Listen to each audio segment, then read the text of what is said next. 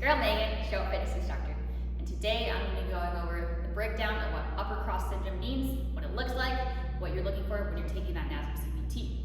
If it is your first time tuning in, I am our instructor for our in-person internship here in La Jolla, California, as well as our online instructor for our past Nasm CPT course. Now today, I'm going to talk about upper cross syndrome. What does that look like? What is it associated with?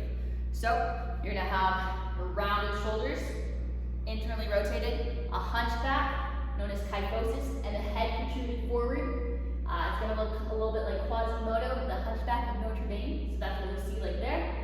So when you have a client that has this little arch in their back, head forward, all that, what muscles are considered overactive and underactive muscles? That's what Nasm's going to ask you. Remember that overactive muscles are going to be considered short and tight, and we want to stretch and foam roll them for 30 seconds. Underactive muscles are going to be considered weak and lengthened, and we want to strengthen those muscles at a 4-2-1-1 tempo. So once again, in this position for upper cross syndrome, we're going to have the muscles that are tight, going to be your pec, major, minor. You'll see your lats, big back muscle, wide one there, your sternocleidomastoid, as well as your levator scapula, and your upper traps. Those are all overactive, possible overactive muscles in that scenario. Now the weak, underactive muscles that we're going to want to look for and strengthen would be considered your deep cervical flexors. Why are they called that? They're deep in the neck, part of that cervical portion of the spine. You got 7 vertebrae there, and they're going to flex the neck. So deep cervical flexors. On the back side, you're going to see your mid and lower traps. Remember the traps, one muscle, 3 parts. So your mid and lower traps are underactive, weak. If we were to remove that portion, lying underneath would be your rhomboids. So your rhomboids minor, major, and your mid and lower traps would be underactive. Once again, this information is for you guys to pass an Nasm CPT.